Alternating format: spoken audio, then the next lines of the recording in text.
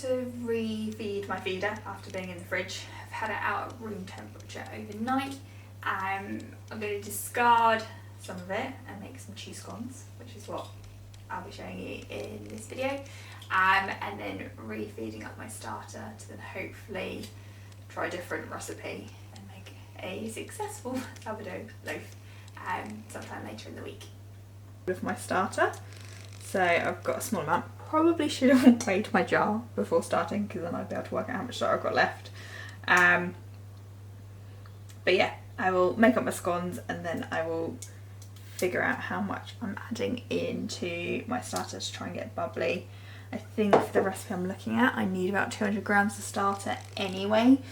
So I'll try and figure out how much I need to add in for that.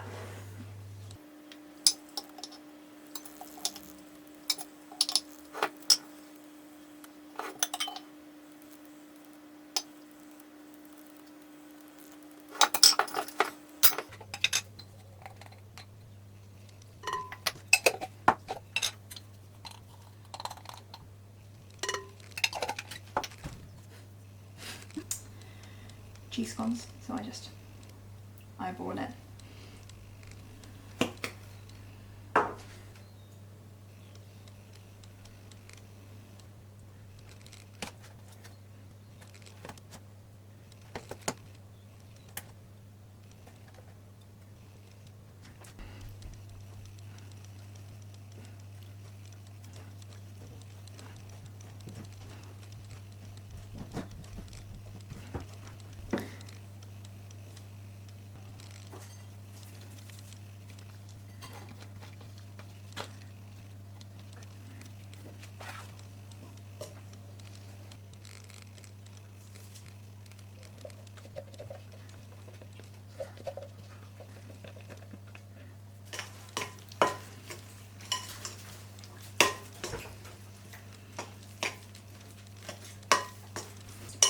About 10 grams less milk as well than they said, so I'm just gonna add in some more flour and try and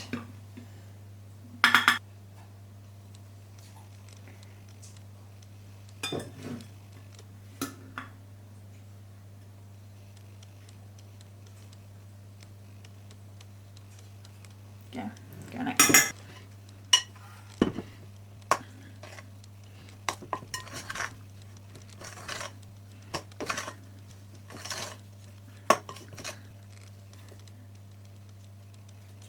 Somewhat nearer non-tacky texture. I'm not going to actually cut this. I think I'm going to cut this with my bed scraper into triangles. Lightly flour. I do over flour normally on my surfaces. I'm just cautious of everything sticking.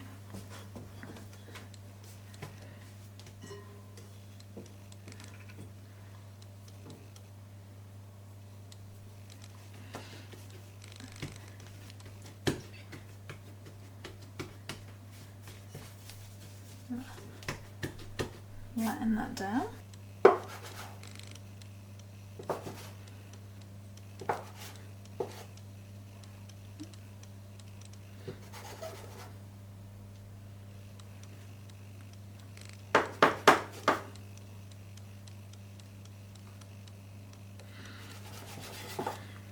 So making very rustic scones and very uneven scones as well, but I don't mind that.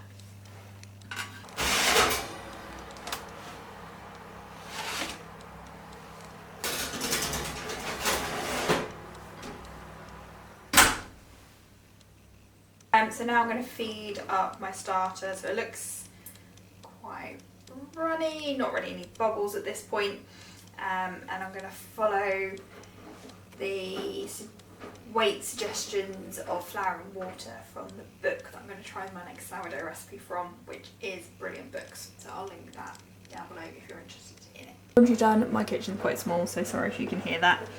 So I've got 100 grams of flour, so strong white bread flour, and then 100 grams of tempered water.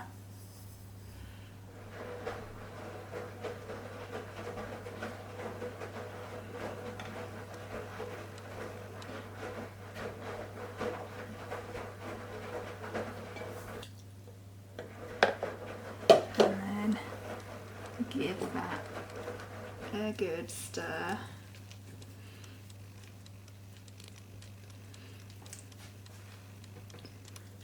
And this in the flour on my worktop. Make sure we get that in so quantities match.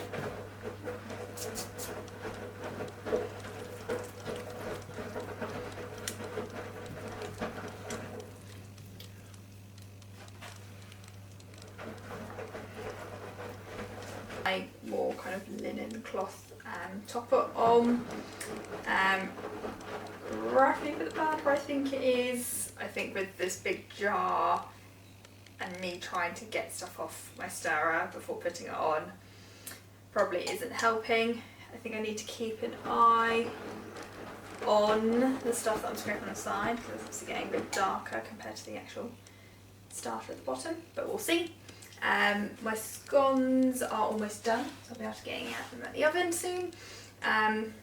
So these instructions I'm following currently say leave for 24 hours, so about 12 o'clock I think, about midday, so I will come back to this tomorrow, lunchtime, do another 100 and 100, and then it's a sit for 24 to 72 hours, so then later in the week I'll be able to have a go at another sourdough loaf.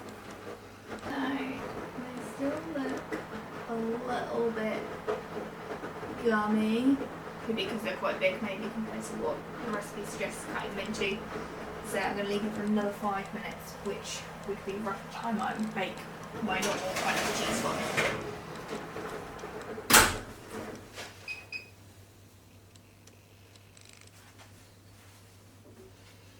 So let's take a look.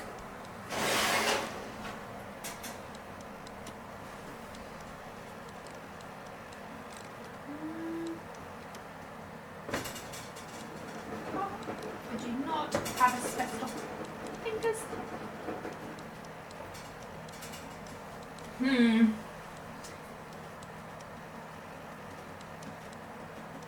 That one's done. I'm not convinced. Oh, that big one is the one I really need to test.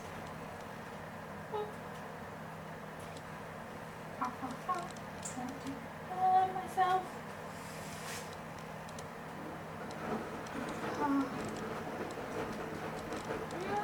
Okay, we'll go with them.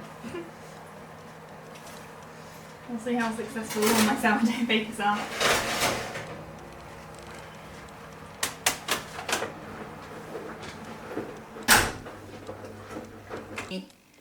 Ones that sound hollow, so I'm going to go with the 20 minutes. Put that on there and leave them to cool.